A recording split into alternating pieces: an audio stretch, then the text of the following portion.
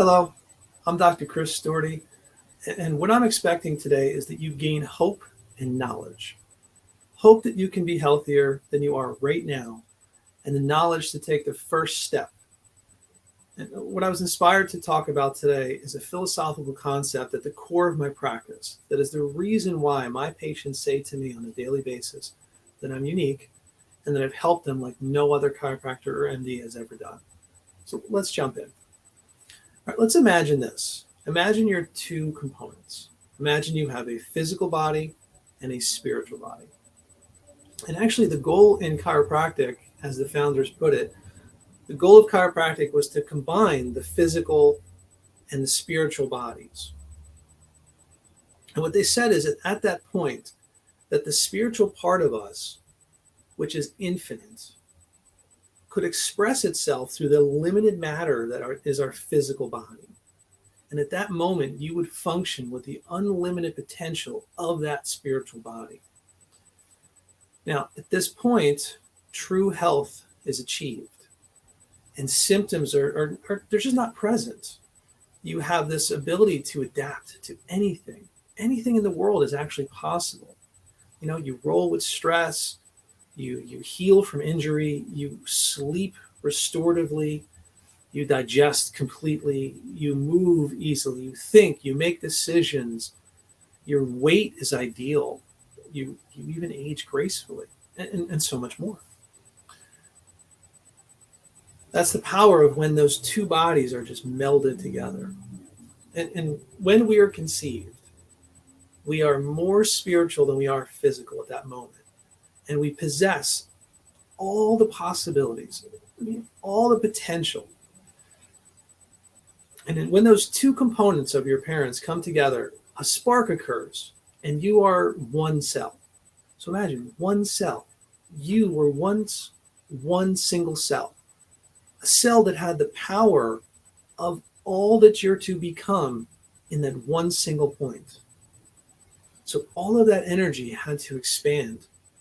And from there, what happens is the energies from your genes, coupled with the forces of the physical, start to begin to shape and develop that physical body.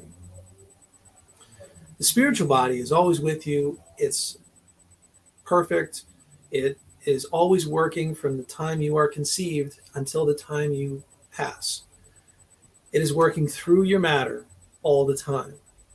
But what happens is all the stresses of life, like for example, what your mom eats while she's pregnant, or how you were born, or what environment you grow up in. Is it stressful or is it nurturing?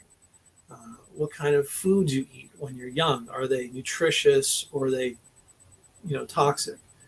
Do you get injured a lot from sports or injuries or falls versus are you leading a pretty neutral life? Are you given proper motivation? Do you continue to eat your veggies throughout your life? Have you had you continue to have lots of injuries through your life? Are you under lots of stress? These are all the things that begin to draw that physical body away from that pure spiritual energy. So all of these, they shape us. So naturally, as a kid, as a child, those two are very close together. So we often look at kids and say, well, gee, they're so great at healing and bouncing off when they fall. But the truth is, it's just that they have no interference. The spiritual body is working through their physical body with almost pure clarity. But as I said, as we begin to accumulate all these negative stresses, we start to separate those two bodies. I actually picture it like a light bulb. The light bulb would be the spiritual energy. It's functioning at 100% no matter what, but all that physical stress is like throwing a blanket on top of it and another blanket on top of it. So even at 70 years old, your light is still shining bright, but we can't see it because it's dimmed by the blankets. Okay. So in life, we always have choices.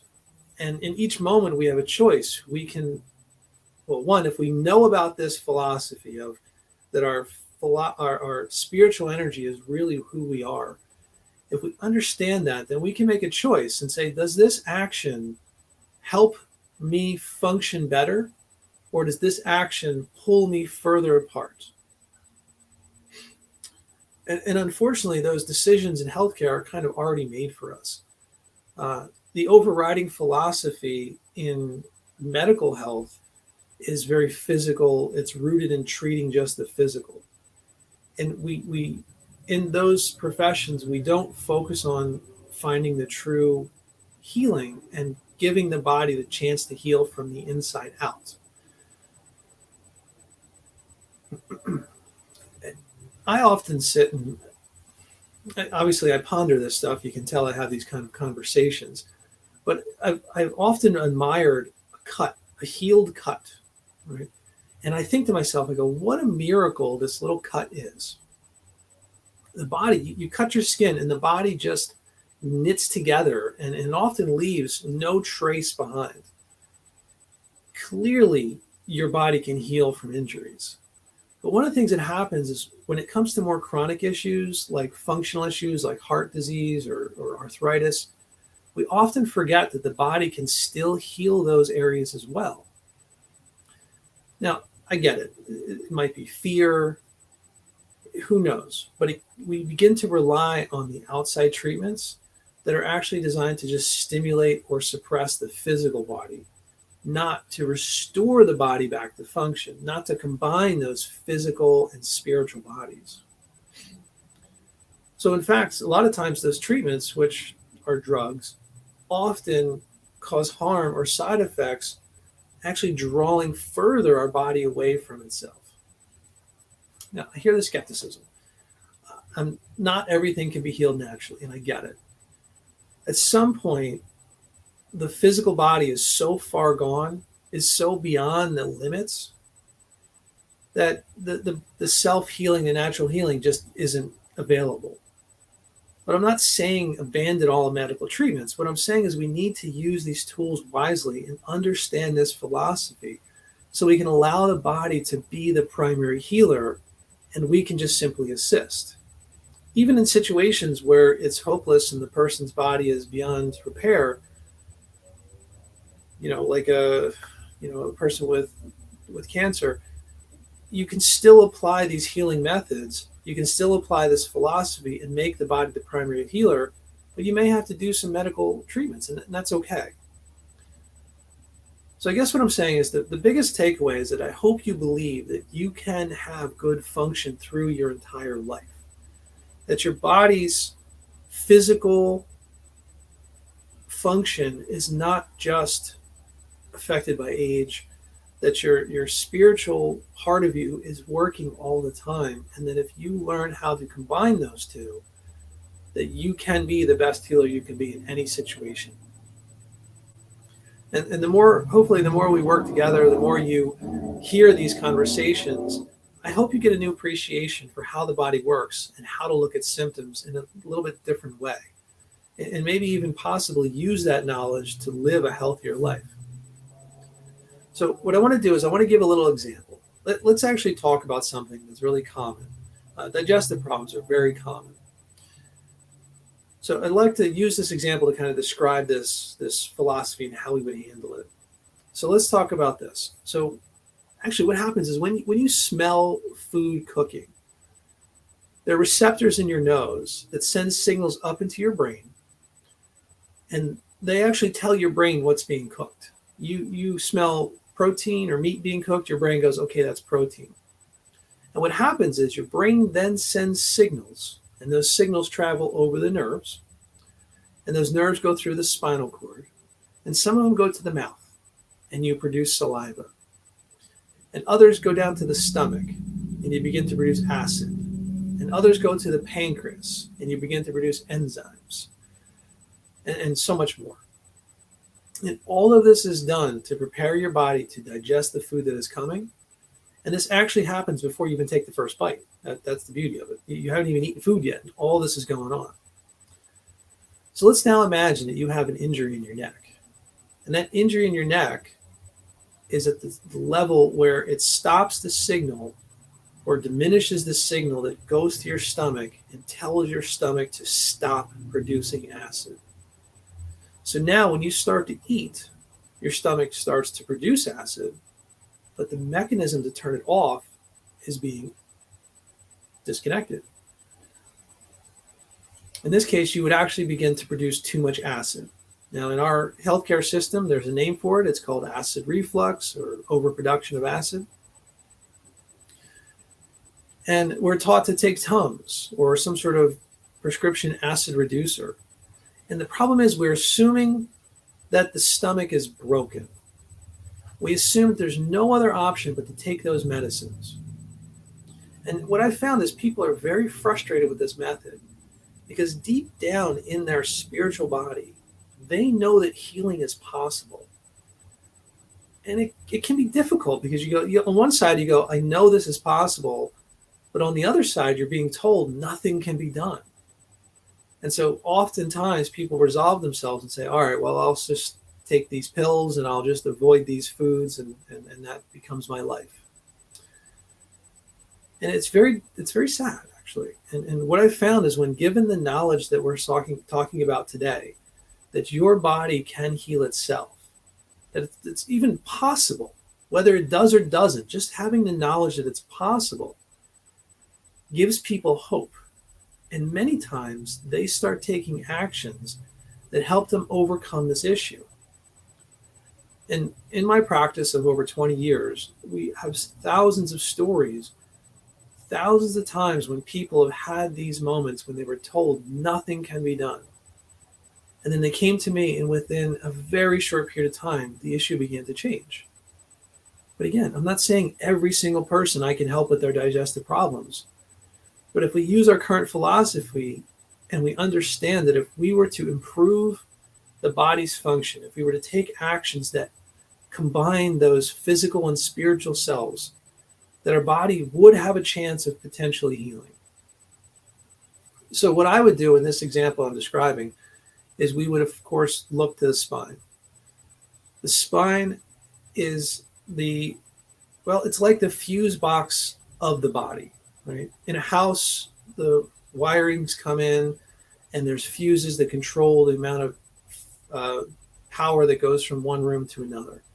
And if for some reason that is overloaded, then that fuse is shut down and that part of the body, or that part of the room doesn't work.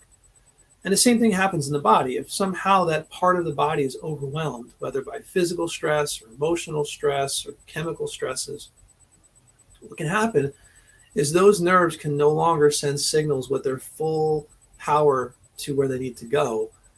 And as a result, the body parts begin to malfunction. So what we would do is make adjustments that align the structure, that remove the interference and allow the body to find its balance. We don't use forceful, aggressive adjustments and think that I can force the body into position. I'm here to allow your body to find its right balance. When the body finds its right balance and the power goes through those nerves, the thing that happens is the body begins to function. Even if it's not 100%, it still improves its performance. Then the next thing I would do is we would begin to strengthen muscles with exercise so that we can maintain the integrity of that physical structure. And then the third thing we would do is then, of course, teach the person how to eat properly and just make better choices. And all of these I found brings hope to people, brings empowerment, begins to control their health. And I've said a couple of times, the beauty of this approach is it would benefit anyone with any issue, even if you don't have symptoms. And in fact, it's better if you don't have symptoms because we're going to deal with the issues before they even occur. So if you can improve your, when is a good time to start eating healthy? Now. It's never bad to eat healthy. It's never bad to make sure your alignment is balanced. It's never bad to exercise properly. These are just behaviors that are just good for you. So what I'm trying to say is if you're dealing with symptoms that keep repeating themselves, let's try a different approach. Let's focus on restoring your body to its full function. Now, even though it may not be possible to be 100%, the journey to health will increase your current status and adaptability. What does that mean? That means you'll get better. The healing actions I recommend are good for you regardless of the level of health. And when people come in who are sick, diseased symptoms, they get better. When people who come in are well, they actually stay that way. And what a novel idea to maintain health, not to constantly fight back from sickness and disease and try to hope to get better, but truly keep that wellness, that balance that we were given the moment we were conceived, and that's with us that we don't even know is with us, but it gets lost in the mixture of all the stress and damage we receive over life.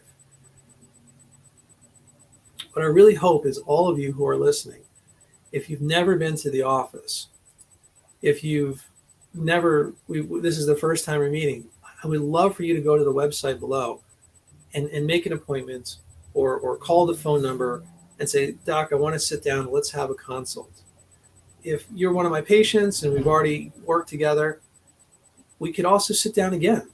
You know, we can revisit your plan, and we can make sure that you're getting the full function of your body and living your life to the fullest potential. All right, everybody. I really appreciate you listening today, and I really hope to see all of you one day. And I really have a wonderful weekend. And remember, I'm Dr. Chris, and have a great night.